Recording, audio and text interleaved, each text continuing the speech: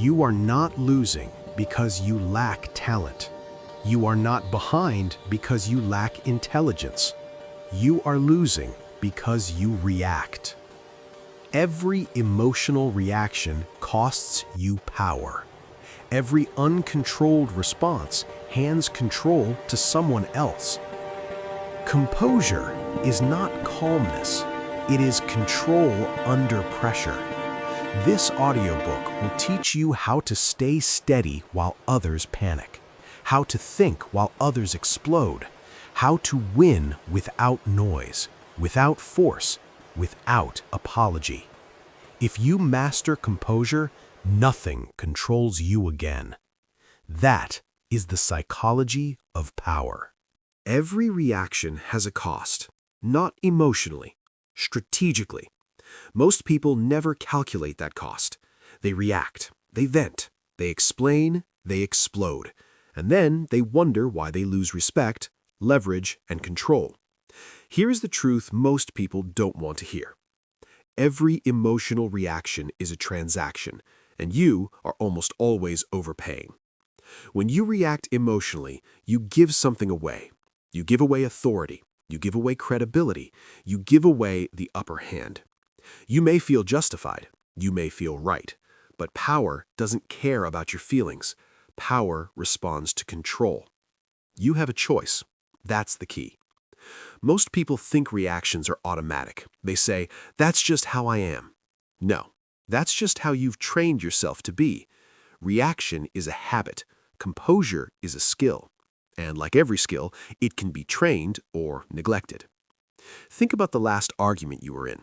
It started small, a comment, a tone, a look. You felt it in your chest first, then your mouth moved faster than your mind. That moment cost you something. Maybe it cost you peace. Maybe it cost you respect. Maybe it cost you leverage you didn't even realize you had. That's how reactions work. They feel good in the moment, they feel expensive later. You have a choice. Look at the workplace. One person stays composed under pressure. Another reacts emotionally to feedback, stress, or disagreement. Who gets trusted? Who gets promoted? Who gets sidelined? It's not about intelligence. It's not about talent. It's not about effort. It's about emotional control. When you react emotionally at work, you signal instability. You signal unpredictability. You signal that pressure controls you. And once pressure controls you, people adjust their behavior around that weakness. They withhold information. They walk on eggshells. They stop trusting you with responsibility. Not because they hate you, because they don't feel safe with you. That's the real cost of reaction. You have a choice. Social situations work the same way. Disrespect only escalates when you react to it. People test boundaries unconsciously. They poke, they prod, they observe. When you react emotionally, you tell them exactly where your line is and how easy it is to cross. Composed people don't need to announce boundaries. Their restraint communicates it automatically. That's the key. Understand this clearly. The person who reacts first loses, not morally, strategically. Because reaction hands control to the external world. It says, you decide how I feel. And once someone controls your emotions, they control your behavior. You don't need their permission to stay calm. You don't need their approval to remain composed. Your reaction is not mandatory. It's optional. Most people confuse reaction with authenticity. They say, "I'm just being real." No, you're being untrained. Being real without discipline is just emotional chaos. It's not about suppression. It's about selection. You choose what deserves a response. You choose what gets your energy. You choose when to speak and when silence is stronger. You have a choice. Here's what you must start doing immediately. First, create a pause. A reaction only happens when there is no space between stimulus and response. So, you create space. One breath, 1 second, one moment of stillness. That pause is not weakness. That pause is power. That pause gives your thinking brain time to wake up. That's the key. Second, stop justifying your reactions. Every time you say, "they made me react," you give away ownership. No one makes you react. They present a stimulus. You choose the response. You have a choice. Third, measure the cost before you respond. Ask yourself one question. What will this reaction cost me tomorrow? Respect? Peace? Position? Authority? If the cost is high, the reaction is not worth it. It's not about emotion, it's about discipline. Most people live reaction to reaction, day to day, moment to moment. They are exhausted not because life is hard, but because they leak energy constantly. Composed people conserve energy. They respond only when it serves them. They don't explain themselves unnecessarily. They don't argue emotionally. They don't defend their ego. They observe, they decide, they act deliberately. That's composure. And composure compounds. One calm response today builds credibility tomorrow. One moment of restraint today builds self-respect long term. Every time you don't react, you reinforce a new identity. I am in control. That identity becomes automatic over time. You have a choice. Understand this deeply. The world will always provoke you. People will always test you. Pressure will always exist. The only variable is your response, and your response determines your outcomes. Emotional people feel alive in the moment and powerless later. Composed people feel restrained in the moment and powerful afterward. Choose which price you want to pay. Reaction is cheap now and expensive later. Composure is uncomfortable now and priceless later. That's the trade. You don't need to win every argument. You don't need to correct every disrespect. You don't need to prove yourself. You need control, because control is the foundation of authority, and authority is the foundation of power. You have a choice. That's the key. Master this lesson, and you stop hemorrhaging power emotionally. You stop paying unnecessary costs. You stop reacting and start choosing. You've learned what reactions cost you. Now it's time to understand why calm is not passive, but dominant. Most people misunderstand calm. They think calm means weak.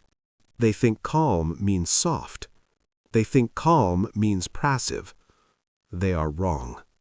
Calm is not the absence of power. Calm is controlled power. Calm is what remains when emotion is no longer in charge. And in unstable environments, calm is dominance. Stillness is control. Loudness is leakage. That's the key. Look closely at who controls any room. It's never the loudest person. It's never the most emotional person. It's never the one trying to prove something. It's the one who speaks last. The one who doesn't rush. The one whose emotional state does not fluctuate with pressure. That person sets the tempo, and whoever sets the tempo controls the outcome. You have a choice. Most people confuse calm with disengagement. They think if they don't react, they lose. But reacting doesn't create power. It reveals insecurity. When you raise your voice, you're not asserting strength. You're compensating for a lack of it. When you rush to respond, you're not confident. You're afraid of losing control of the narrative. Stillness is control. Loudness is leakage. That phrase needs to be burned into your nervous system. Watch leaders under pressure. Real leaders don't speed up emotionally. They slow down. They lower their voice. They reduce their movements. They narrow their words. Why? Because calm compresses authority.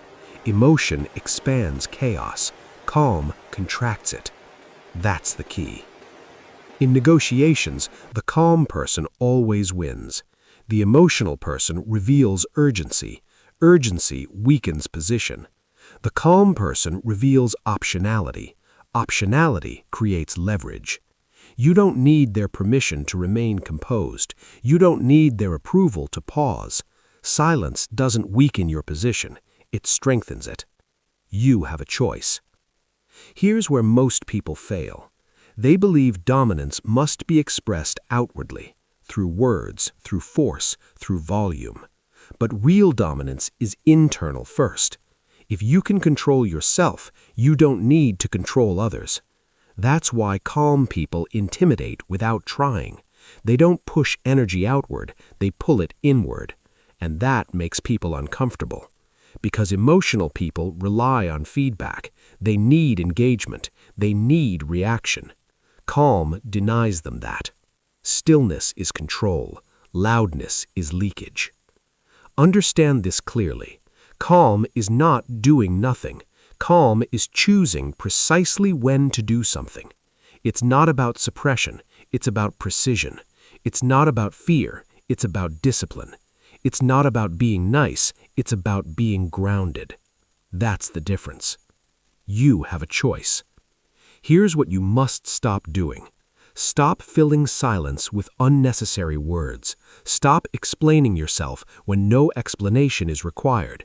Stop reacting to emotional bait. Every time you rush to respond, you lower your status. Every time you stay calm, you raise it. That's the trade. Here's what you must start doing. First, slow your physical movements.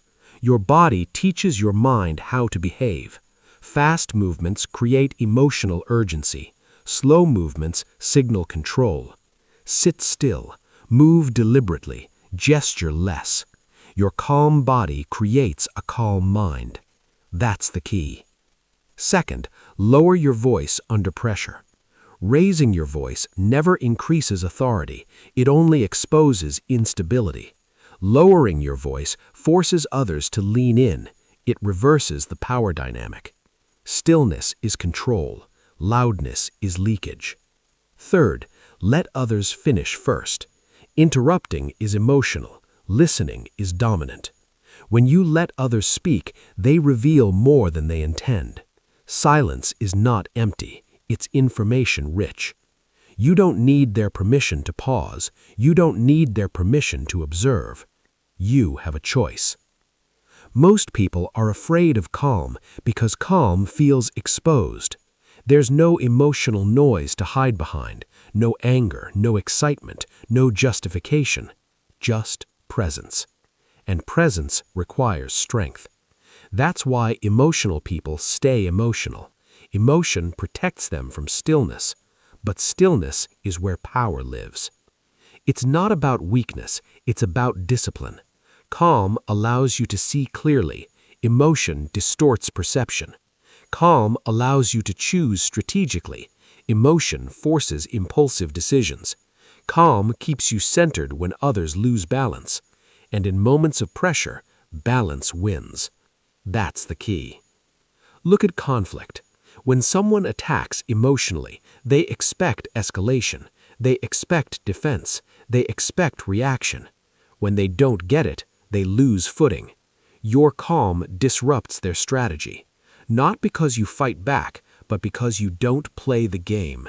Stillness is control. Loudness is leakage. Remember this. The person who stays calm the longest has the most options. Options are power, and power does not rush. You don't need to dominate conversations. You don't need to overpower people. You need to outlast emotionally. That's how calm becomes dominant. This is not about personality. This is not about temperament. This is about training. You train calm the same way you train muscle. Repeated exposure, conscious restraint, intentional practice. Every time you don't react, you strengthen the habit. Every time you slow down under pressure, you rewire your nervous system. You have a choice. And the more you choose calm, the more calm chooses you. Eventually, people stop testing you, not because you threaten them, but because your presence is immovable. That's authority. That's dominance. That's composure. You've learned that calm is not weakness, it is control. Now you must understand what actually runs your reactions beneath the surface. You think you react because of people. You think you react because of circumstances. You think you react because of stress. That's not the truth. You react because your nervous system is untrained. That's the key. Most people are not choosing their reactions. They are being driven by biology they've never learned to control. Your nervous system decides before your mind does, before logic, before values, before intention. When pressure hits, your body answers first. Heart rate spikes, breathing shortens, vision narrows, thinking shuts down. And then you call it emotion. But emotion is just the signal. The system underneath is the driver. Train the system, not the situation. You have a choice. Here's what stress really does. Stress compresses time. Stress compresses options. Stress compresses perspective. Under stress, everything feels urgent. Everything feels personal. Everything feels final. That's why people say things they regret. That's why they send messages they shouldn't. That's why they make decisions that cost them years. Not because they are weak, because their nervous system is overwhelmed. And an overwhelmed system defaults to survival. Fight, flight, freeze. None of those are strategic. That's the key. You don't rise to the level of your intelligence under pressure. You fall to the level of your nervous system training. Read that again. Most people try to think their way into composure. They tell themselves to calm down. It doesn't work, because the nervous system does not respond to words. It responds to conditioning. Train the system, not the situation. Look at people who stay composed in chaos. They don't have fewer problems. They don't have easier lives. They have trained systems.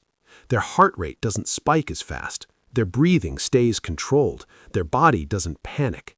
That physiological stability gives their mind room to work. Calm thinking comes after a regulated system, not before. That's the key. You have a choice. Here's the mistake most people make.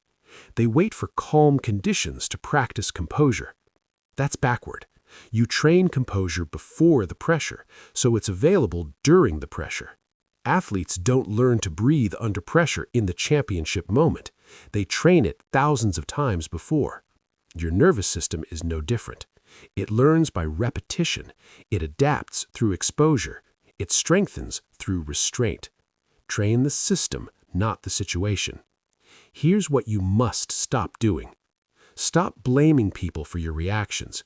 Stop saying, they triggered me. Stop saying, that situation made me lose control. Nothing made you lose control. Your system wasn't prepared. That's not an insult. That's a responsibility. You have a choice. Now here's what you must start doing.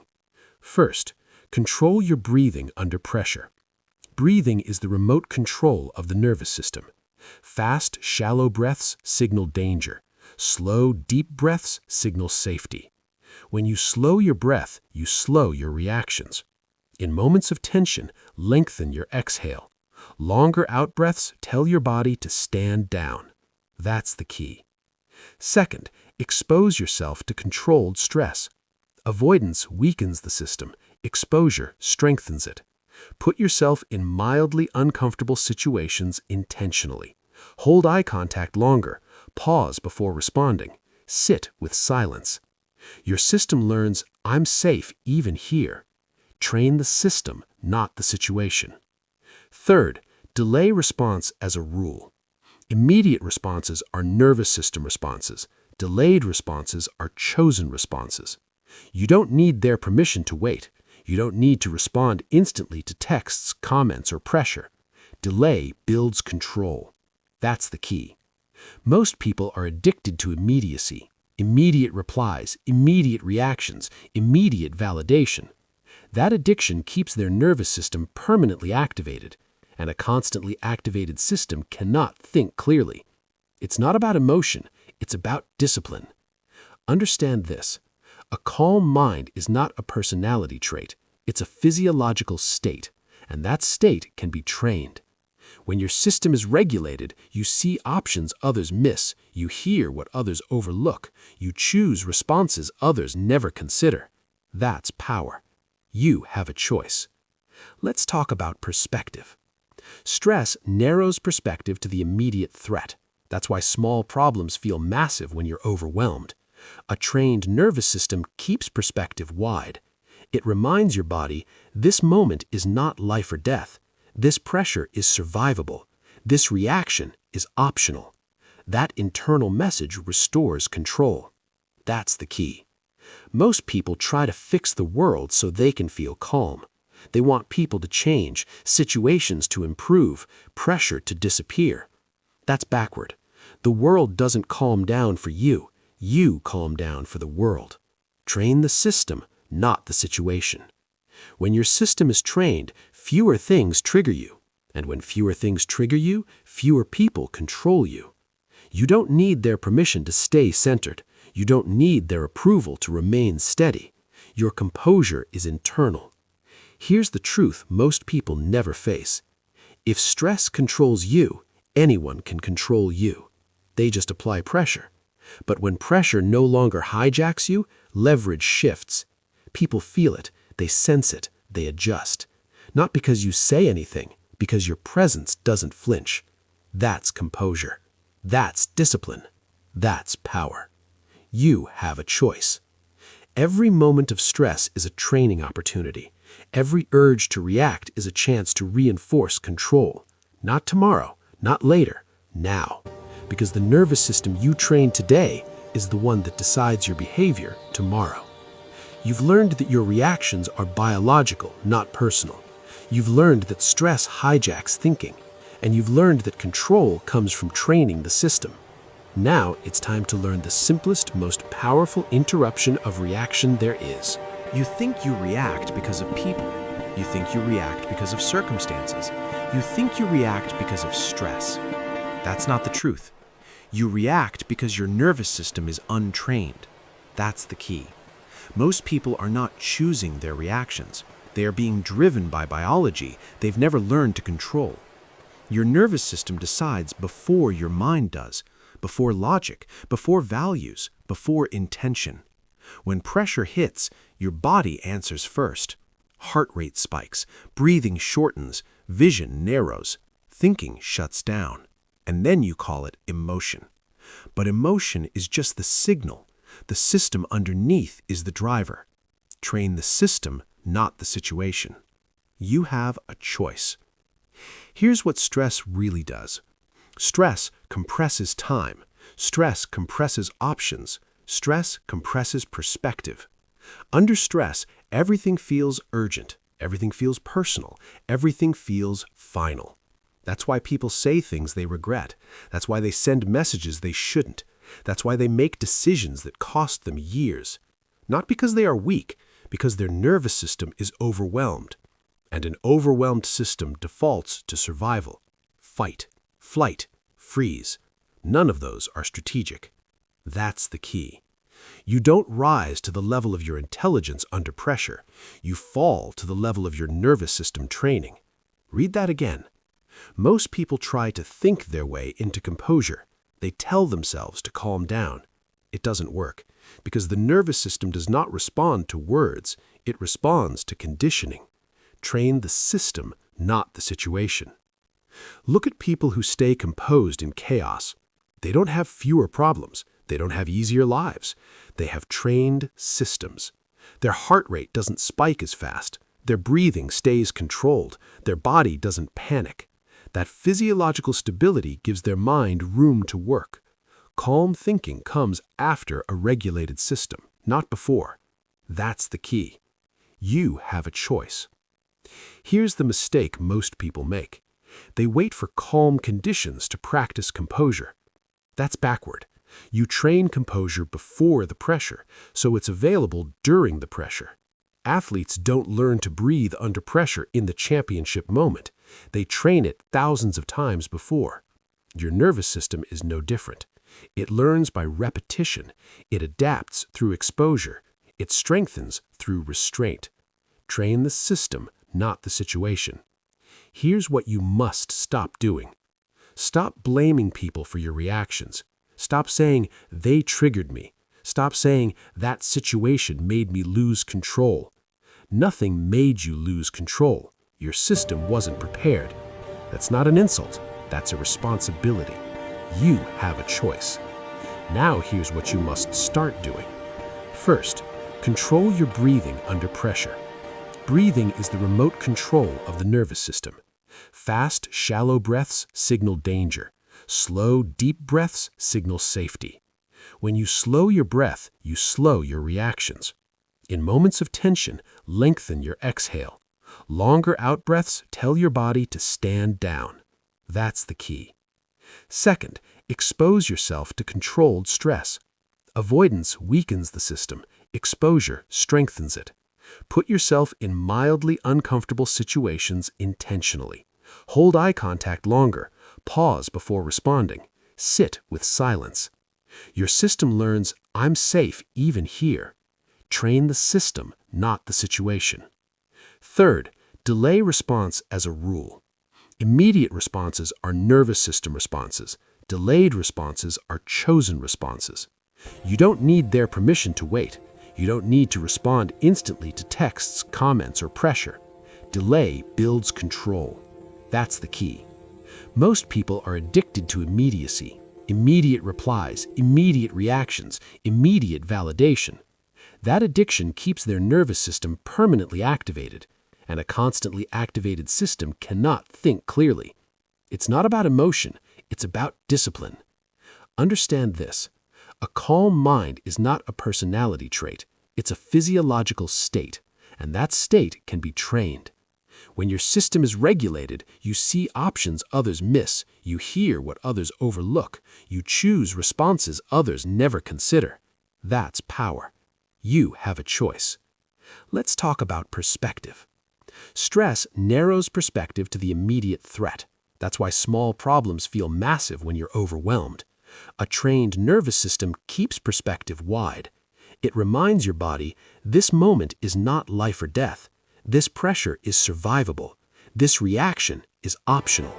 That internal message restores control. That's the key. Most people try to fix the world so they can feel calm. They want people to change, situations to improve, pressure to disappear. That's backward. The world doesn't calm down for you. You calm down for the world. Train the system, not the situation. When your system is trained, fewer things trigger you. And when fewer things trigger you, fewer people control you. You don't need their permission to stay centered. You don't need their approval to remain steady. Your composure is internal. Here's the truth most people never face. If stress controls you, anyone can control you. They just apply pressure. But when pressure no longer hijacks you, leverage shifts. People feel it, they sense it, they adjust. Not because you say anything, because your presence doesn't flinch. That's composure. That's discipline. That's power. You have a choice. Every moment of stress is a training opportunity. Every urge to react is a chance to reinforce control. Not tomorrow, not later, now. Because the nervous system you train today is the one that decides your behavior tomorrow. You've learned that your reactions are biological, not personal. You've learned that stress hijacks thinking. And you've learned that control comes from training the system. Now it's time to learn the simplest, most powerful interruption of reaction there is. Most people think power is speed, quick responses, sharp comebacks, immediate action. They're wrong. Speed without control is weakness. The pause is power. The pause interrupts emotional momentum. The pause restores choice. The pause puts you back in control. You don't need to respond immediately. That's the key. Every emotional reaction depends on one thing: no pause. Stimulus hits, emotion surges, response fires. No space, no choice, no control. The pause breaks that chain. 1 second of silence changes everything. That second is where discipline lives. You have a choice. Most people are afraid of the pause. They think silence makes them look weak. They think hesitation looks unsure. But hesitation is not the pause. Hesitation is confusion. The pause is deliberate. The pause is intentional. The pause is controlled. And controlled silence unsettles emotional people. That's the key. Look at any tense moment, an accusation, a challenge, a disrespectful comment. The emotional person responds immediately. They rush to defend, they rush to explain, they rush to react. And in doing so, they reveal everything: their insecurity, their trigger, their weakness. The composed person pauses. They breathe, they observe, they decide. And suddenly, the entire power dynamic shifts. You don't need their permission to pause. You don't owe anyone an immediate response. Silence is not disrespect, it's discipline. The pause creates distance between stimulus and response. That distance is where your authority lives. Without distance, you are predictable, and predictable people are easy to manipulate. That's the key. Here's the truth most people never learn. Whoever can wait longer controls the exchange. In conversations, in negotiations, in conflict, in life. Urgency weakens position. Patience strengthens it. You have a choice. Most people are controlled by the pressure to respond. Texts, messages, emails, confrontations. They feel compelled to reply instantly. That compulsion is not courtesy, it's nervousness. You don't need their permission to wait. You don't need to prove availability. You don't need to show emotional engagement. Your pause communicates self-respect. That's the key. Let's be clear. The pause is not avoidance, it's preparation. It's you deciding how to respond instead of reacting. Reaction is automatic. Response is chosen. It's not about fear, it's about discipline. Most people give away their power because they talk too fast. They explain before being asked. They justify before being accused. They defend before being attacked. All of that is emotional leakage. Stillness seals the leak. You have a choice. Here's how to use the pause deliberately. First, pause your body. When emotion hits, don't move immediately. Freeze your posture. Relax your shoulders. Slow your breathing. Your body sets the tone for your mind. If your body rushes, your words will too. That's the key. Second, pause your speech. You don't need to fill silence. Silence is not empty. It's pressure. Let others feel it.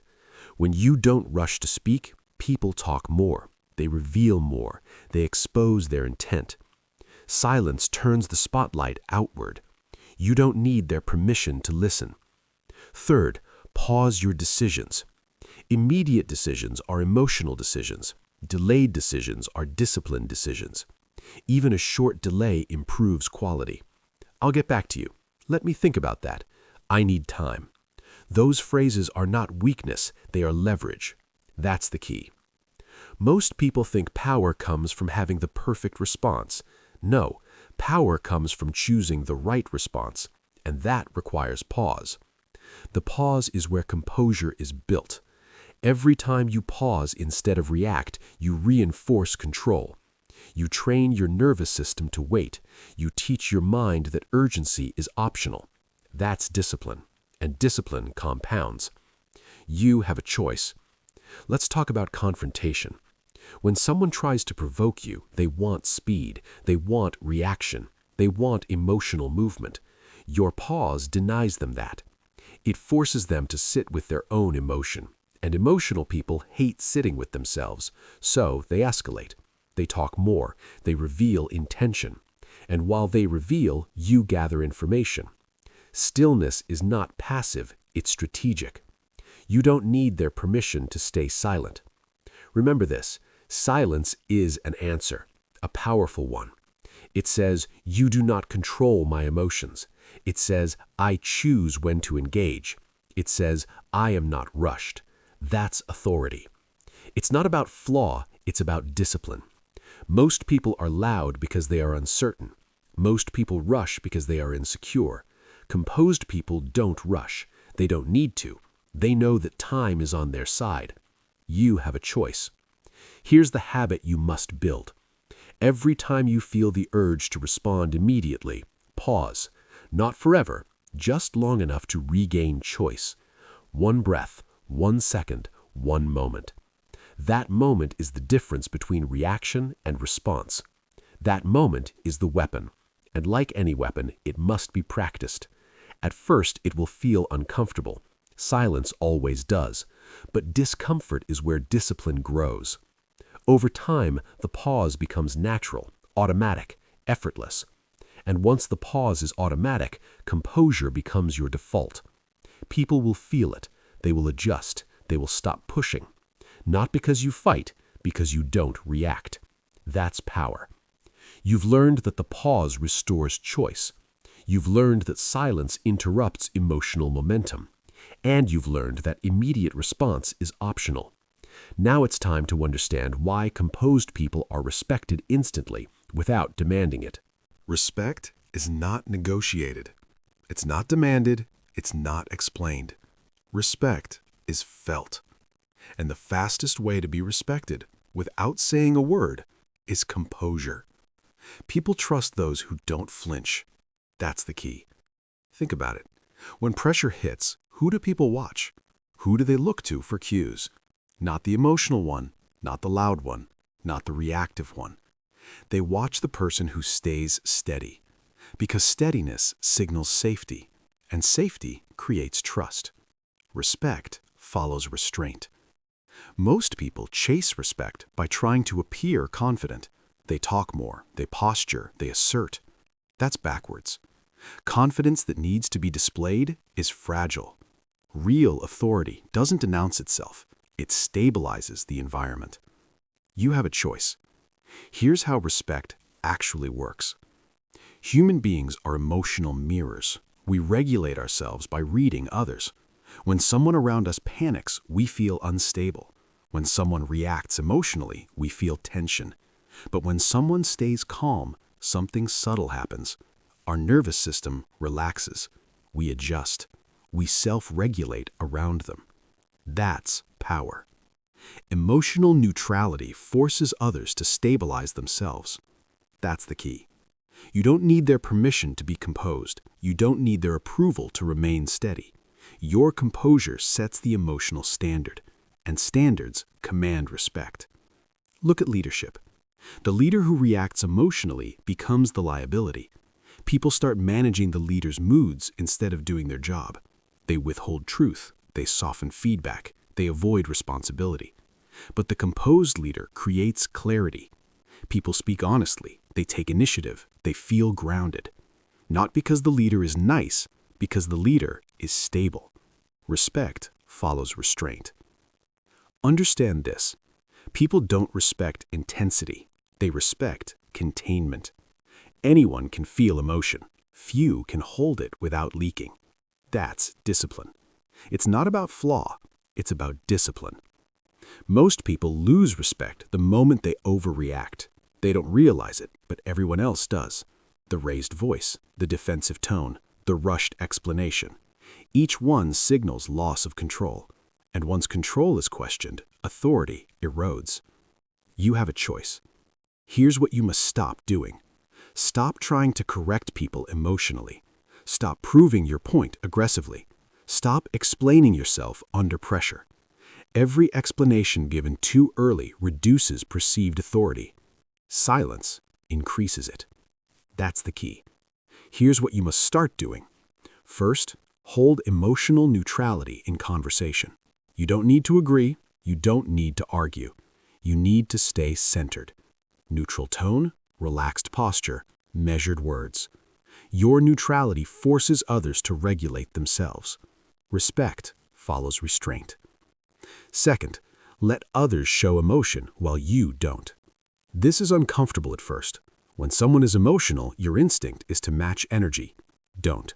Let them rise. You stay level. The contrast does the work for you. Calm, framed by chaos, always looks powerful. That's the key.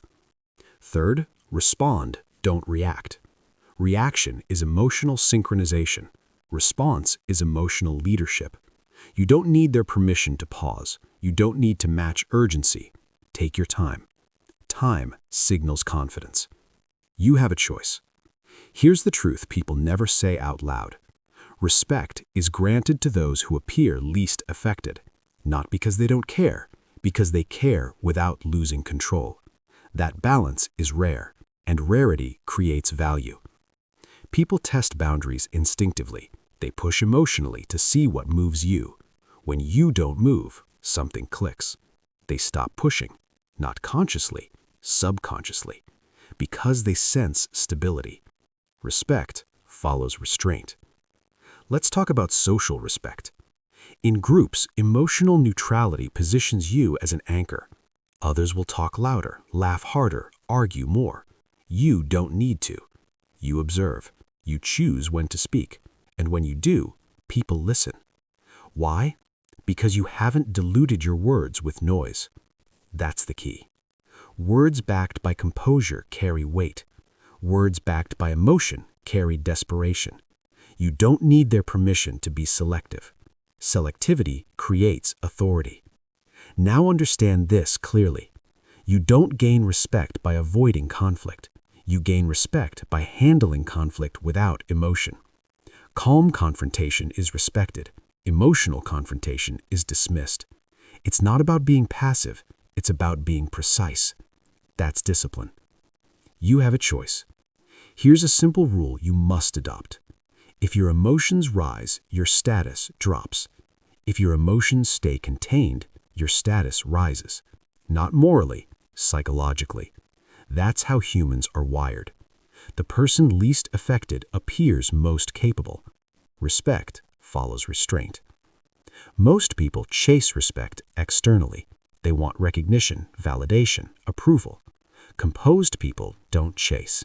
They attract. Because their presence communicates, I am stable under pressure. And stability is rare. That's why it's respected. Over time, this compounds. People start deferring to you, seeking your opinion, trusting your judgment. Not because you demanded it, because your composure earned it. You don't need their permission to be respected. You earn respect by how you hold yourself when it matters. You have a choice. Practice this daily. When something annoys you, restrain. When something provokes you, pause. When something challenges you, stay level. Each restraint deposits credibility. Each non-reaction builds authority. This is not personality. This is training. And training changes identity. You've learned why composure earns instant respect. You've learned that emotional neutrality stabilizes others. You've learned that restraint signals authority. Now it's time to confront the uncomfortable truth behind reactions. Anything that triggers you controls you. Read that again.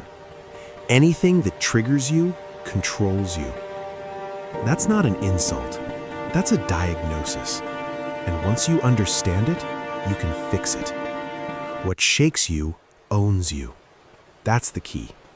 Most people think triggers are about other people.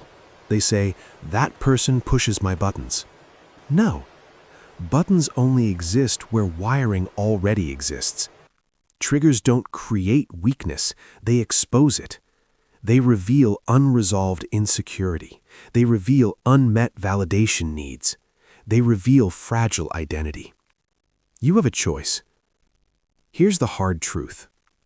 If someone can reliably make you angry, insecure, defensive, or reactive, they have leverage over you. Not because they are powerful, because you are unguarded. What shakes you owns you. Think about your most common triggers. Disrespect, being ignored, being challenged, being misunderstood, being compared. Each trigger points to something you still need from the world. Approval, recognition, control, certainty. That's the key. Emotion is not random. It is patterned, and patterns can be trained.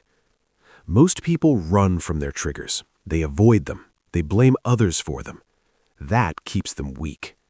Composed people study their triggers. They treat them like data. You have a choice.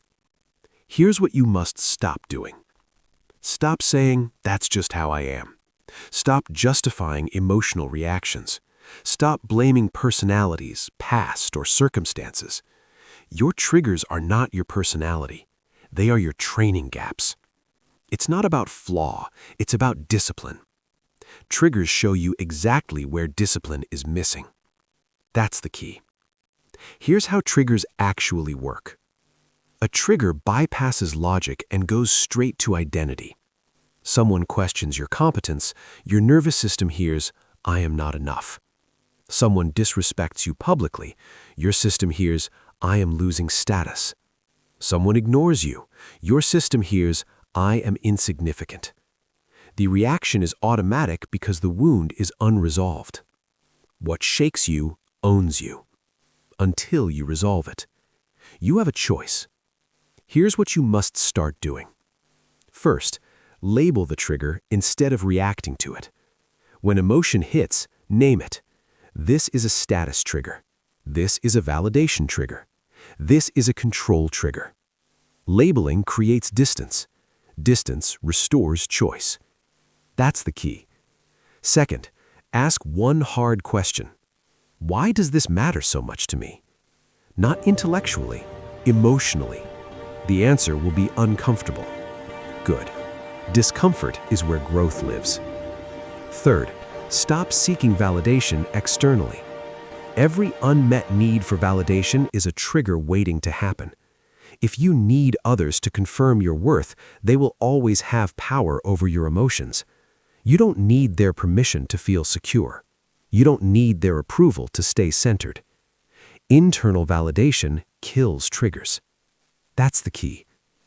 Most people react not because of the moment, but because of the meaning they attach to it. Disrespect feels unbearable only when your self-respect is fragile. Criticism feels devastating only when your identity depends on praise. Silence feels threatening only when you need attention to feel real. What shakes you owns you, until you remove its meaning. You have a choice. Let's talk about control triggers. Control triggers show up when things don't go your way. Plans change, people disagree, outcomes are uncertain. The reactive person tightens, they argue, they force. The disciplined person loosens, they adapt. They choose response over reaction. Control is not forcing outcomes, it's controlling yourself within uncertainty. That's discipline. Let's talk about ego triggers. Ego wants to be right, to be seen, to be respected. When ego is threatened, reaction follows. But ego is not strength, it's fragility pretending to be power. True strength doesn't need defense. That's the key. Here's a critical shift you must make. Stop viewing triggers as enemies. Start viewing them as training signals. Every trigger is a map. It points directly to the next area you must strengthen. Ignore it, and it controls you. Train it, and you gain power. What shakes you owns you, until you master it. You have a choice. Here's a practical exercise. The next time you feel triggered, do this. Pause. Breathe. Observe the sensation in your body. Not the story, the sensation. Tight chest, heat in the face, clenched jaw. Sit with it. Don't act, don't explain, don't justify. Just observe. That's discipline. Emotion loses power when it is observed instead of obeyed. That's the key. Over time, triggers weaken. Not because life becomes easier, but because you become stronger. Your identity stabilizes. Your validation comes from within. Your reactions lose fuel. And when reactions lose fuel, composure becomes natural. You don't need their permission to be unshaken. You don't need their approval to stay grounded. Your triggers don't define you. They train you. It's not about flaw. It's about discipline. You've learned that triggers reveal your weak spots. You've learned that anything that shakes you owns you. And you've learned how to start removing that control. Now it's time to remove one of the biggest sources of emotional leakage there is. Over-explaining is not communication. It is insecurity trying to feel safe. That's the key. Most people don't explain because they need to. They explain because they're uncomfortable being misunderstood. They explain because silence feels dangerous. They explain because they want approval. And every unnecessary explanation leaks power. You have a choice. Let's be clear from the start. The more you explain, the weaker your position becomes. Not morally, psychologically. Explanation given too early signals doubt. Explanation given too often signals neediness. Explanation given under pressure signals fear. Composed people do not rush to be understood. They let understanding come to them. That's discipline. You don't need their permission to stop explaining yourself. Most people don't realize how much they talk themselves down. They justify decisions before anyone questions them. They defend boundaries before anyone challenges them. They clarify intentions before anyone misunderstands. Why? Because they are afraid of judgment. That fear is the real problem. It's not about clarity, it's about validation. It's not about being helpful, it's about being liked. It's not about flaw, it's about discipline. You have a choice. Watch what happens when you stop explaining. At first, people feel uncomfortable because they are used to you filling the space. They are used to you lowering yourself emotionally. But discomfort is not danger, it's adjustment. And once the adjustment happens, respect rises. That's the key. Here's a hard truth.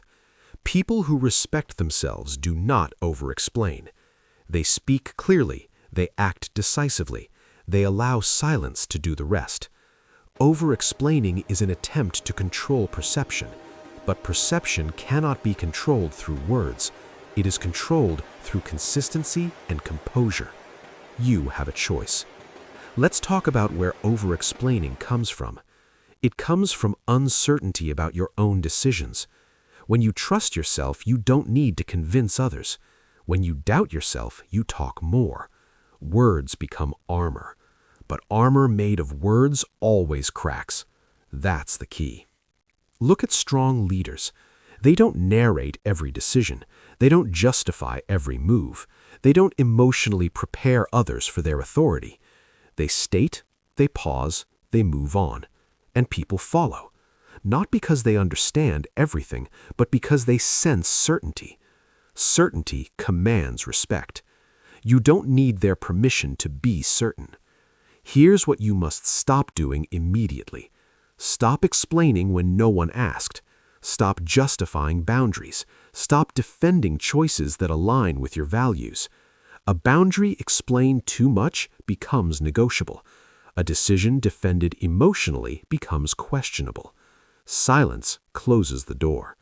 That's discipline. Now here's what you must start doing. First, state, then stop. Say what needs to be said once. No add-ons, no emotional cushioning, no reassurance. Let it land. Silence is part of the message. That's the key. Second, let others process without rescuing them. When you explain too much, you rob others of responsibility. You feel the urge to clarify because they look confused. Let them be confused. Confusion is not an emergency. You don't need their permission to let silence work. Third, separate explanation from insecurity. Ask yourself this before speaking. Am I clarifying or am I seeking comfort? If it's comfort, stop. Self-soothing through words weakens authority. You have a choice. Most people talk because silence triggers them. Silence feels like rejection, like disapproval, like loss of control. But silence is not rejection, it's neutrality, and neutrality is power. When you stop explaining, something important happens. People start listening more closely. They ask better questions. They take you seriously.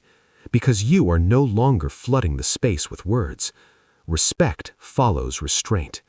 That principle applies here too. Let's talk about arguments. Over-explaining during conflict is emotional surrender. You give reasons, you justify intentions, you defend your character, all while the other person controls the emotional frame. Stop. You don't need to win emotionally, you need to remain composed. State your position, then stop. That's discipline. You have a choice. Let's talk about social situations. People who explain themselves constantly are unconsciously signaling lower status, not because they are wrong, but because they are trying too hard to be accepted. Acceptance pursued is acceptance denied. Calm presence attracts, verbal chasing repels. That's the key. Understand this clearly. You do not owe everyone an explanation. You owe yourself alignment. When your actions align with your values, explanations become unnecessary. Clarity replaces justification, and clarity is respected. It's not about flaw, it's about discipline. Here's a practical rule to live by. If someone deserves an explanation, they will ask respectfully. If they don't ask, don't offer. If someone demands an explanation emotionally, pause. Silence is the filter. Those who respect you will wait. Those who don't will expose themselves. Either way, you win. You don't need their permission to protect your energy. Over-explaining drains energy. It keeps you mentally rehearsing conversations that don't matter. Composed people conserve energy. They speak less, they mean more. That's power. You have a choice. This will feel uncomfortable at first. You will feel the urge to jump in, to clarify, to soften. Don't. Let the discomfort train you. Discomfort is where discipline grows. Over time, something shifts. You feel steadier. Your words feel heavier. Your presence feels grounded. And people respond differently. They stop questioning as much. They stop pushing as hard. They stop testing boundaries. Not because you changed them, because you changed yourself. That's the theme of this entire book. Control yourself and the world adjusts. You've learned that over-explaining is emotional leakage. You've learned that restraint builds authority. And you've learned how silence strengthens your position. Now it's time to use silence deliberately, not just to stop talking, but to apply pressure. Composure is easy when nothing is happening. Anyone can be calm in comfort. Anyone can be patient in peace. That's not composure. Composure is revealed under attack, under disrespect, under pressure, under provocation. Pressure reveals discipline. That's the key. This is where most people fail. They think composure is a personality trait. They think some people are just naturally calm. No, composure is trained and it is tested. And the test always looks the same. Someone challenges you, someone disrespects you, someone pushes emotionally. And in that moment, you have a choice. React and hand them control, or restrain and take dominance. You have a choice. Let's be clear. Conflict is not the enemy. Emotion in conflict is. When emotion enters, strategy leaves. That's the key. Most people think emotional restraint means losing. They think if they don't push back, they look weak. That belief keeps them trapped. Because emotional restraint during conflict does not reduce power, it concentrates it. Pressure reveals discipline. Look at any confrontation. The person who escalates emotionally loses clarity. The person who stays composed gains it. The emotional one talks more. The composed one listens. The emotional one rushes. The composed one slows. The emotional one wants resolution now. The composed one lets time work. And time always favors discipline. You don't need their permission to stay calm. You don't need their approval to remain steady. Your restraint is not submission, it is dominance. That's the key. Here's what provocation is really doing. Provocation is an attempt to move you emotionally. If they move you, they control the exchange. Your job is not to win the argument. Your job is to remain unmoved. Anything that moves you owns you. And composure prevents ownership. Pressure reveals discipline. Let's talk about disrespect. Disrespect feels personal. That's why it's effective. Someone questions your value, mocks you, dismisses you. Your instinct is to defend. That instinct is the trap. Defense validates the attack. Silence forces the attacker to sit with their own behavior. That's power.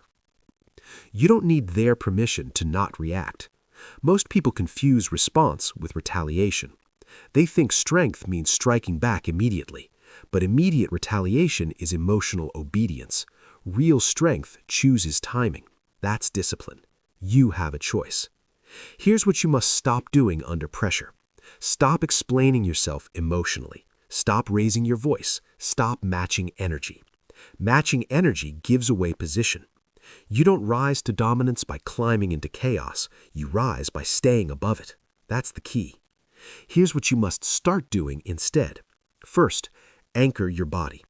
Under attack, your body wants to move. Hands tense, jaw tightens, breathing shortens. Notice it. Then slow it. Relax your shoulders, drop your breath, still your posture. Your body is the battlefield. Win there first. Pressure reveals discipline. Second, reduce your words. The more pressure you feel, the fewer words you use. Short sentences, neutral tone, no emotional commentary. Words are tools. Use them sparingly. Silence does more work than speech under attack. That's the key. Third, detach from winning the moment. If your goal is to win emotionally, you will lose strategically. The composed person is not trying to win the moment. They are playing the long game. They let the other person expose themselves, and emotional people always do. You don't need their permission to wait. Time exposes intent. Emotion exposes weakness. Pressure reveals discipline. Let's talk about psychological dominance. Dominance is not intimidation, it's emotional independence. When someone realizes they cannot affect you emotionally, something shifts. They lose leverage. They try harder, they escalate, they talk more. And with every escalation, they lose ground, because the calm person remains unchanged. That contrast is devastating. You don't need to threaten. You don't need to overpower. Your composure does the work. That's the key. Most people fold under pressure because pressure feels urgent. Urgency is the enemy of composure. Urgency says act now or lose. Discipline says wait and choose. It's not about flaw, it's about discipline. Here's the truth. Anyone can be aggressive. Few can be restrained. Restraint under pressure is rare, and rarity creates dominance. You have a choice. Let's talk about provocation in everyday life. A sarcastic comment, a dismissive tone, a public challenge. These moments are designed to pull you off center. Don't take the bait. Bait exists because people expect you to bite. When you don't, they reveal desperation. Silence after provocation is not avoidance, it's exposure. Pressure reveals discipline. Now understand this. Composure under attack is not passive endurance, it is active control. You are actively choosing not to react, actively regulating your body, actively withholding emotional engagement. That takes strength, that builds identity. Each time you hold composure under attack, you reinforce a new self-image. I am unmovable. And once that identity forms, fewer attacks come. People test less when tests fail. You don't need their permission to be unshaken. Here's a simple rule to live by. If someone tries to provoke you, slow down. If someone disrespects you, say less. If someone pressures you, wait longer. Slowing down reverses power dynamics. That's the key. This chapter is not about avoiding conflict. It's about dominating conflict psychologically, not through force, through restraint. Pressure reveals discipline, and discipline wins quietly. You've learned how composure is tested. You've learned how emotional restraint creates dominance, and you've learned how to hold your ground without reaction. Now it's time to go deeper, because true power requires one more shift, the ability to care without attachment. Most people fear detachment. They hear the word and think it means cold, distant, uncaring. That fear keeps them weak, because detachment is not indifference. Detachment is control. That's the key. You can care deeply and still be detached. You can be committed without being consumed. You can engage without being emotionally owned. Detachment is not lack of feeling. It is freedom from emotional dependency, and freedom is power. You have a choice. Most people confuse attachment with passion. They think, If I don't feel everything intensely, I don't care. That belief traps them. Attachment doesn't increase effectiveness, it increases volatility. Detached people don't care less, they care cleanly. They act without emotional distortion. That's discipline. Let's be clear. Attachment is when your emotional state depends on outcomes. Detachment is when your emotional state depends on principles. One creates anxiety, the other creates strength. That's the key. Look at how attachment shows up. You're attached to being liked, so criticism destabilizes you. You're attached to being right, so disagreement feels threatening. You're attached to outcomes, so uncertainty creates stress. Attachment hands your nervous system to the external world. Detachment takes it back. You don't need their permission to detach. You don't need their approval to remain steady. Detachment is an internal decision. You have a choice. Here's the truth most people avoid. The more attached you are, the easier you are to manipulate. People sense attachment instinctively. They feel how much you need approval, how much you need certainty, how much you need control. And wherever there is need, there is leverage. Detachment removes leverage. That's the key. Let's talk about emotional entanglement. Emotional people don't just feel emotions, they become them. Anger becomes identity. Fear becomes behavior. Desire becomes urgency. Detached people observe emotions. They feel them but don't obey them. Emotion becomes information, not instruction. It's not about flaw, it's about discipline.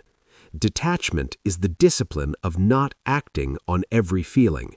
You have a choice. Here's what you must stop doing. Stop tying your self-worth to outcomes. Stop letting other people's moods dictate yours. Stop equating emotional intensity with truth. Intensity is not accuracy. Calm perception sees more than emotional reaction ever will. That's the key. Here's what you must start doing. First, separate effort from outcome. You control effort, you don't control outcomes. Attachment focuses on outcomes. Detachment focuses on execution. When you shift focus, pressure drops. You perform better because you're not emotionally gripping the result. That's discipline. Second, observe emotions instead of identifying with them. When emotion rises, say internally, "This is anger. This is fear. This is frustration." Not, "I am angry." Not, "I am afraid." That separation creates space. Space restores control. That's the key. Third, reduce emotional urgency. Urgency is attachment disguised as importance. Everything does not need immediate emotional engagement. You don't need their permission to slow down. You don't need to react instantly. Delayed response is detachment in action. You have a choice. Most people think detachment will make them passive. It does the opposite. Detachment makes action cleaner.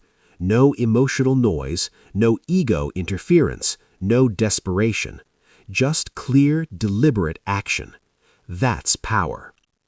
Look at decision-making. Attached people decide emotionally. Detached people decide strategically. Attached people say, "I hope this works." Detached people say, "I'll execute and adjust." Hope is emotional. Adjustment is disciplined. That's the key. Let's talk about relationships. Detachment does not mean lack of connection. It means lack of dependency. You can love without clinging. You can care without controlling. You can engage without losing yourself. Attached relationships are unstable. Detached relationships are grounded. Because grounded people don't fear loss as much. And those who fear loss less are harder to control. You don't need their permission to be grounded. Here's the uncomfortable truth. The person who needs less has more power, less need for validation, less need for certainty, less need for control. Detachment reduces need.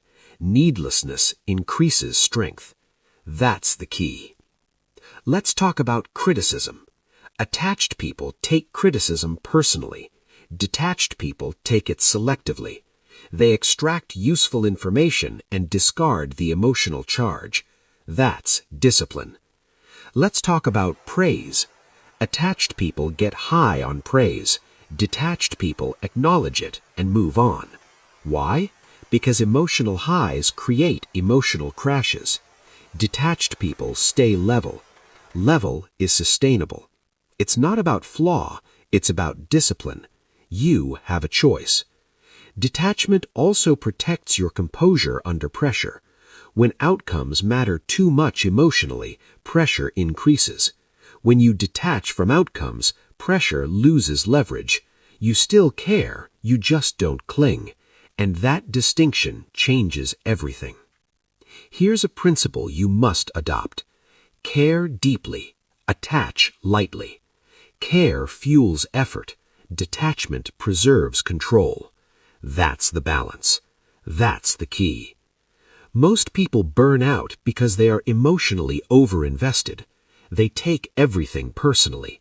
They carry everything mentally. They react to everything emotionally. Detached people conserve energy. They choose where to invest emotion. And that selectivity makes them formidable. You don't need their permission to conserve yourself. Practice this daily.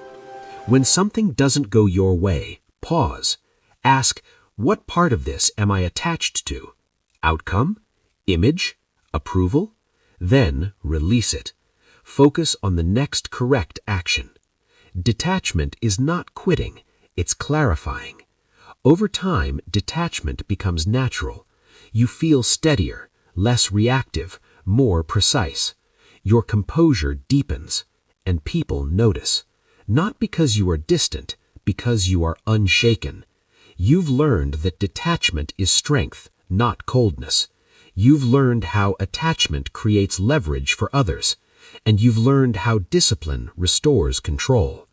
Now it's time to focus on something smaller, but just as revealing, because power is often lost in the details. Your face speaks before your mouth. That's the key. Long before you say a word, your face has already told the truth.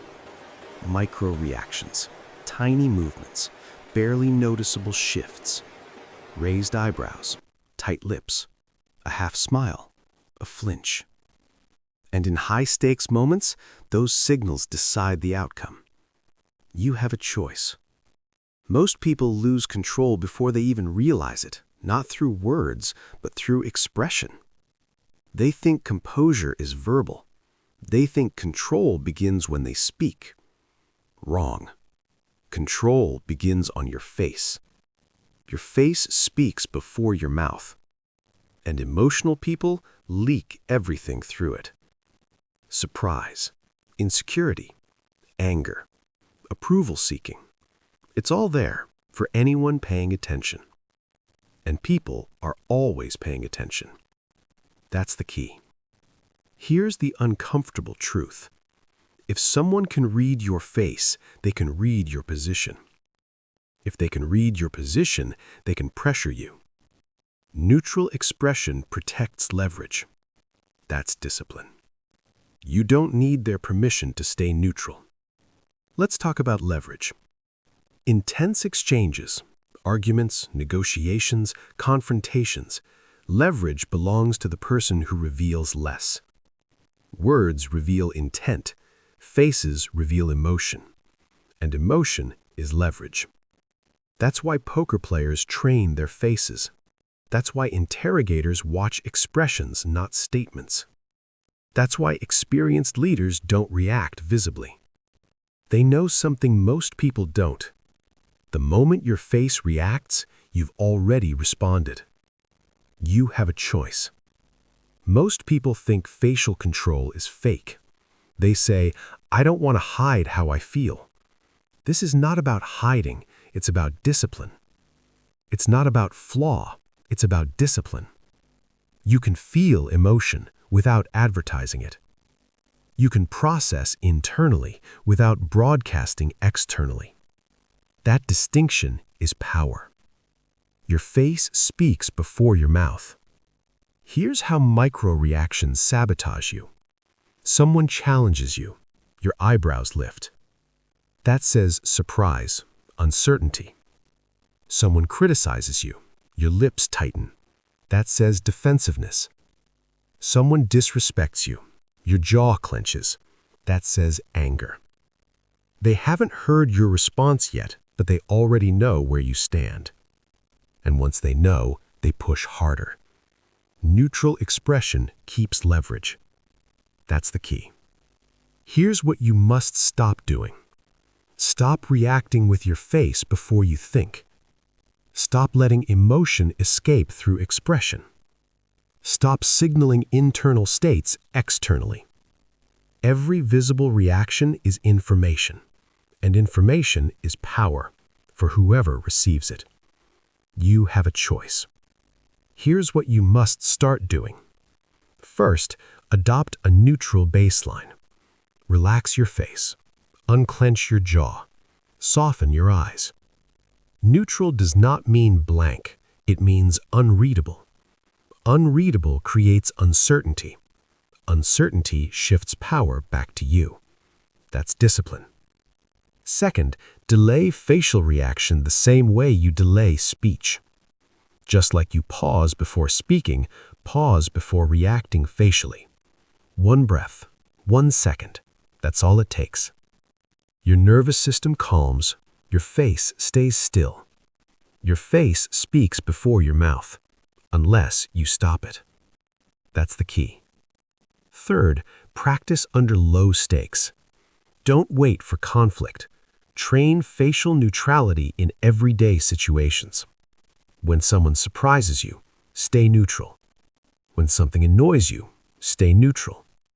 When something excites you, stay neutral. Training under low pressure prepares you for high pressure. Pressure reveals discipline. You have a choice. Most people think facial control is about manipulation. It's not. It's about self-mastery. If you cannot control your face, you cannot control your reactions. And if you cannot control your reactions, you cannot control outcomes. Your face is the front line. That's the key. Let's talk about leadership. Leaders who react facially create instability. A raised eyebrow can shut down a room. A smirk can kill trust. A look of irritation can silence honesty. Composed leaders maintain neutral presence. They don't telegraph approval or disapproval instantly. They listen, they observe, they decide. That neutrality allows others to speak freely, and information flows upward. That's power. You don't need their permission to be unreadable. Now, let's talk about conflict. When someone provokes you, they're watching your face. They want confirmation they got to you. Don't give it. Neutral expression denies satisfaction, and denied satisfaction weakens provocation. They escalate, you stay level. They reveal more, you reveal nothing. That's dominance. Your face speaks before your mouth, unless you discipline it. Here's another truth. Your face trains your mind. When your face stays relaxed, your nervous system follows. Body leads mind. Facial neutrality is not just external control, it's internal regulation. That's the key. Most people let their face mirror their emotion. Disciplined people let their face lead their emotion. Calm face, calm system, clear thinking. It's not about flaw, it's about discipline. You have a choice. Here's a simple rule to live by.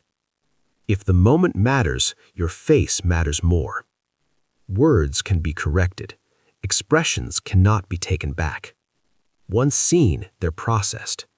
So you guard them, not with tension, with awareness. That's discipline. Over time, something changes. You feel steadier in tense moments. People push less.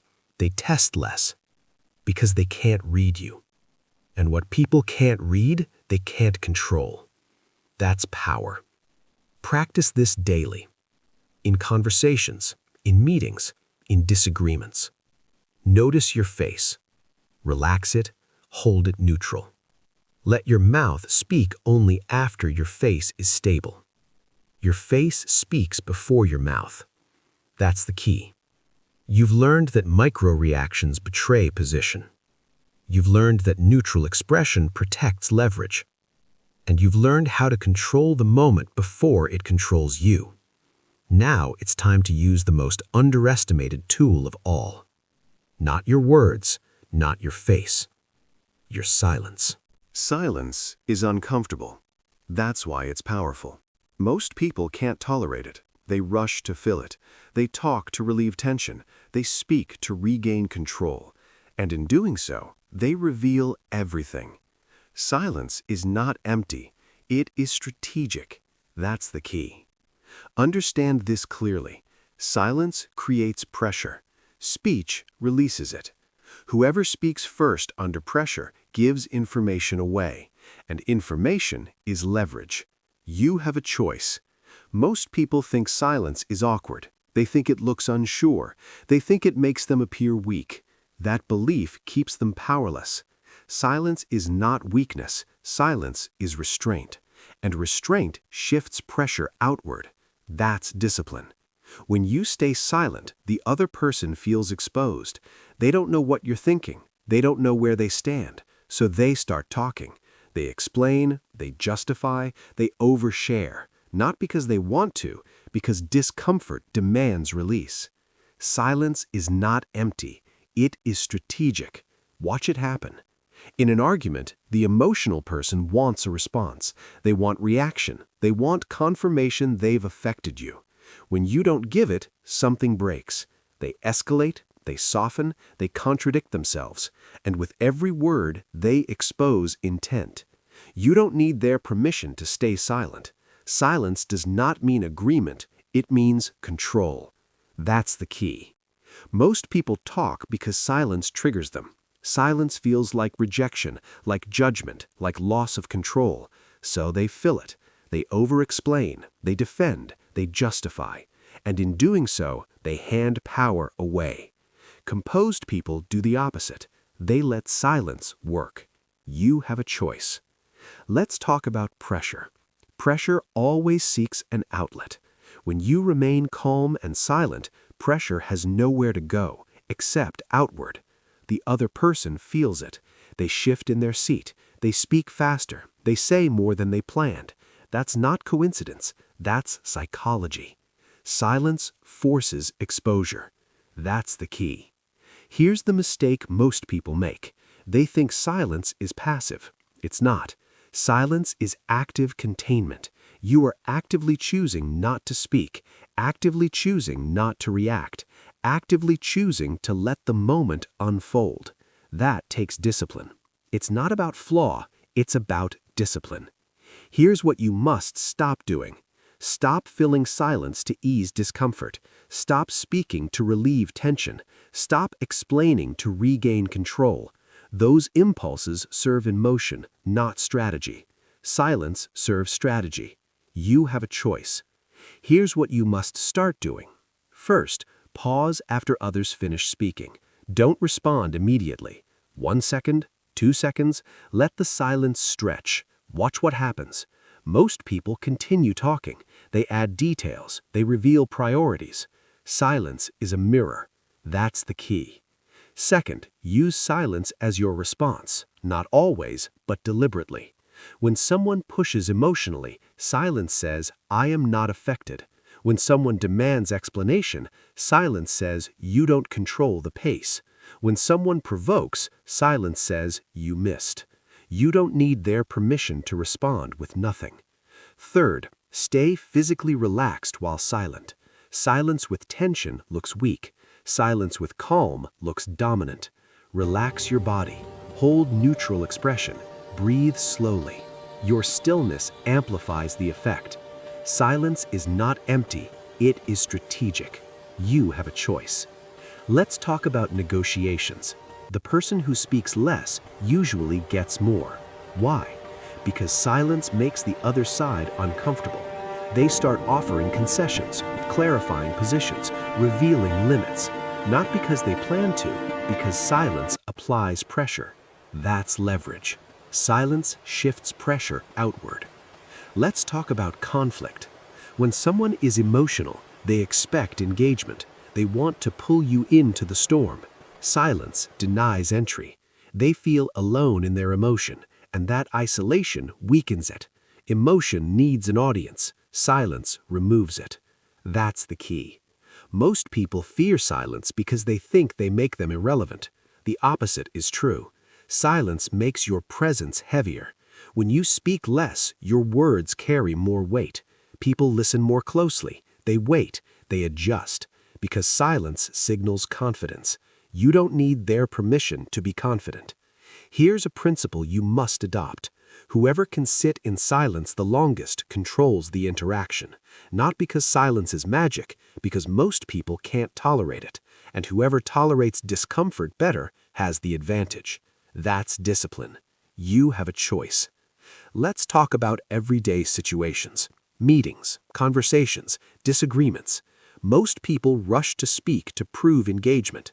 Composed people wait. They let others speak first. They observe patterns. They choose moments. And when they speak, it matters. Silence is not empty. It is strategic. Now here's the deeper truth. Silence also reveals you to yourself. It exposes your need to be seen, your need to be liked, your need to be understood. When silence feels unbearable, it points to attachment, and attachment creates weakness. But when you train yourself to sit in silence, those needs weaken. You become internally grounded. That's the theme of this entire book.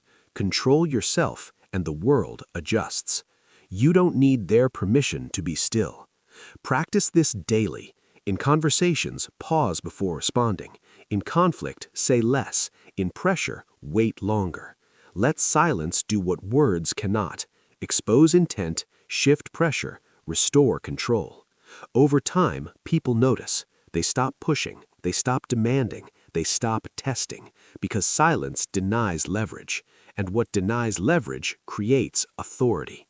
Silence is not empty. It is strategic. That's the key. You've learned how silence exposes others. You've learned how non-response shifts pressure outward. And you've learned how restraint creates leverage. Now it's time to bring everything inward. Because the final authority is not how others see you, but how you govern yourself. Inner authority is not given. It is built. And it is built through self-control. Self-control builds self-respect. And self-respect is unshakable. That's the key. Most people try to gain authority externally. They want recognition, they want approval, they want validation. That pursuit keeps them weak, because authority that depends on others can be taken by others. Inner authority cannot. You have a choice. Inner authority comes from one place only, keeping promises to yourself. Every time you restrain an impulse, you send yourself a signal. I am in control. That signal compounds. Over time, it becomes identity.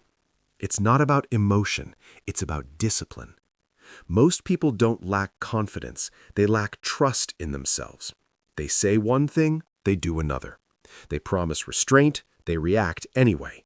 And with every broken promise, self-respect erodes. That's the key. Composure repairs that.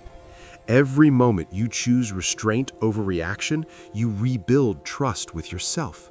You prove internally that you are reliable. And once you trust yourself, external chaos loses power. You have a choice. Let's talk about self-respect. Self-respect is not arrogance, it's alignment. It's knowing your actions match your values even when it's uncomfortable. Emotional people lose self-respect because they betray themselves under pressure. They know how they should act, and then they don't. That internal fracture is costly. Composed people act in alignment. They feel emotion, but they don't obey it. That's discipline. It's not about flaw, it's about discipline. Here's the truth most people avoid. The strongest authority you will ever feel comes from knowing you can trust yourself. Not sometimes, consistently. That confidence is quiet, grounded, unmovable, and it changes how you move through the world. You have a choice. Here's what you must stop doing. Stop outsourcing your sense of worth. Stop letting others decide your emotional state. Stop reacting in ways you later regret. Every regret is a signal that discipline was missing. That's not shame, that's feedback. Here's what you must start doing. First, set non-negotiable behavioral standards. Decide in advance how you behave under pressure. I do not raise my voice.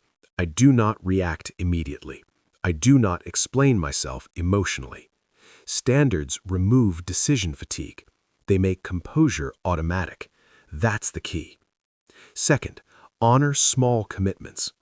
Inner authority is built in small moments, not reacting to a text, holding silence, controlling expression. Small wins compound.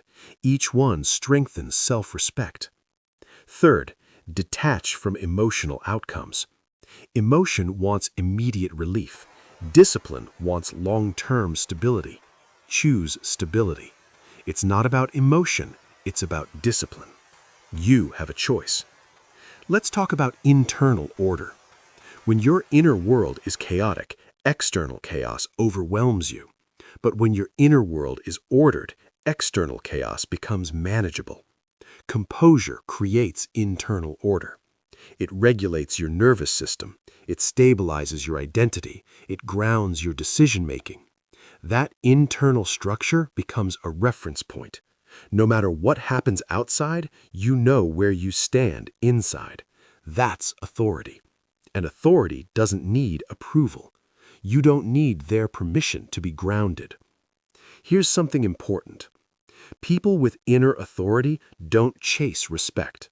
They don't beg for understanding. They don't argue for validation. They stand, and the world adjusts. Not because they demand it, because they embody it. That's the key. Inner authority also changes how others treat you. Not through intimidation, through presence. People sense when someone is internally aligned. There's no emotional wobble, no reactive leakage, no insecurity on display. That stability is magnetic. Respect follows naturally. But that's a byproduct, not the goal. The goal is self-respect. You have a choice. Here's a powerful realization. When you respect yourself, you stop tolerating behavior that violates your standards. You don't argue, you don't explain. You adjust access. That quiet boundary is authority. It's not about control, it's about alignment. It's not about emotion, it's about discipline. Most people think authority comes from dominance. It doesn't. It comes from consistency. Consistency between values and behavior.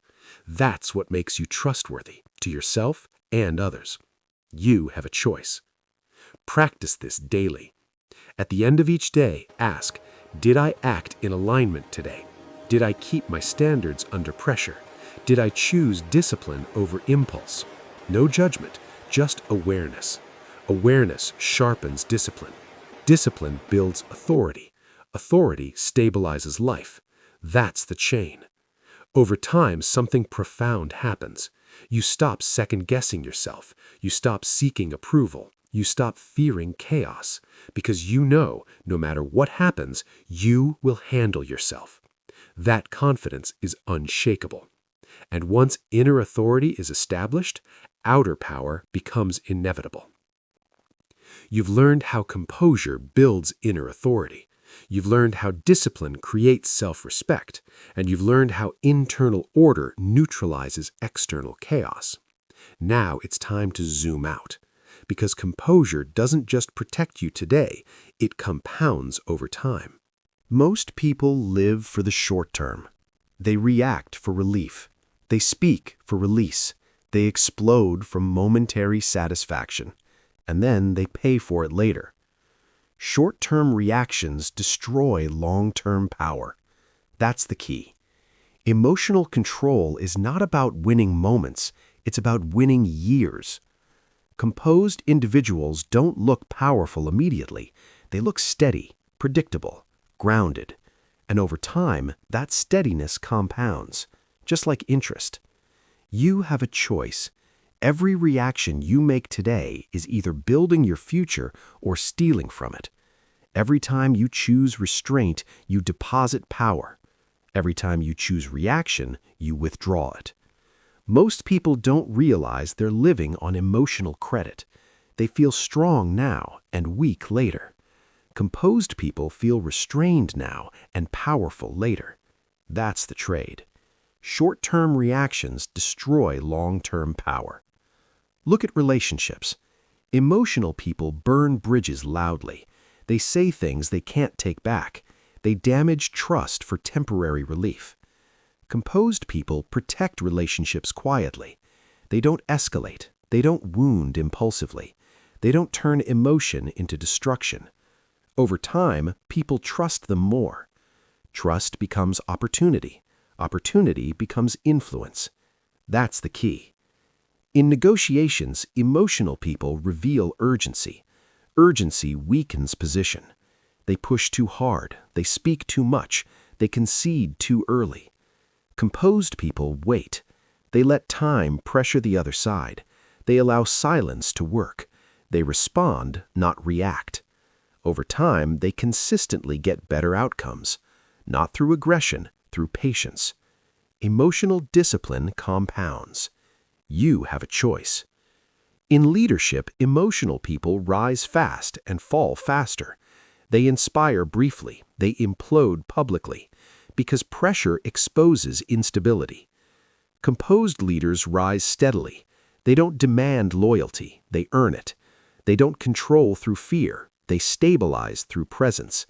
Over time, people follow them instinctively, not because they are loud, because they are reliable. Short-term reactions destroy long-term power. Most people want results now. They want respect now. They want dominance now. They want relief now. That impatience costs them everything later. Composed people delay gratification. They accept short-term discomfort for long-term leverage. That's discipline. It's not about flaw, it's about discipline. You have a choice. Let's talk about reputation. Reputation is not built in dramatic moments. It's built in small, consistent behaviors. How you handle pressure, how you respond to provocation, how you behave when no one is watching. Emotional people are inconsistent. One day calm, next day explosive. Inconsistency creates doubt. Composed people are predictable, not boring, reliable. And reliability is rare. Rarity creates value. That's the key. Over time, people stop testing you, not because they fear you, because they trust you. They know what they'll get, and what they get is stability. Stability attracts responsibility. Responsibility attracts power. Short-term reactions destroy long-term power. Let's talk about self. Emotional discipline doesn't just change how others treat you, it changes how you see yourself. When you control reactions consistently, your self-image shifts. You stop seeing yourself as reactive. You stop seeing yourself as volatile. You start seeing yourself as steady. That identity compounds. You make better decisions. You choose better environments. You attract better people. Because you're no longer ruled by impulse. You have a choice. Most people underestimate compounding. They think one reaction doesn't matter. But power is cumulative. One reaction today trains tomorrow's behavior. Tomorrow's behavior shapes next year's outcomes. Emotional control today is leadership tomorrow. That's the key. Here's what you must stop doing. Stop trading long-term position for short-term emotional relief. Stop saying what feels good now at the cost of future respect. Stop reacting just to discharge tension. That tension is temporary. The consequences are not. Here's what you must start doing. First, think in timelines, not moments. Before reacting, ask, will this strengthen me in 5 years? If the answer is no, don't do it. Second, delay emotional expression. Emotion expressed later is usually wiser. What feels urgent now often feels unnecessary tomorrow. Delay creates clarity. That's the key. Third, build a reputation for steadiness. Not perfection, steadiness. People forgive mistakes. They don't trust volatility. Your calm becomes your brand. You don't need their permission to be consistent. Short-term reactions destroy long-term power. Let's be clear. Emotional discipline doesn't mean suppressing life. It means directing it.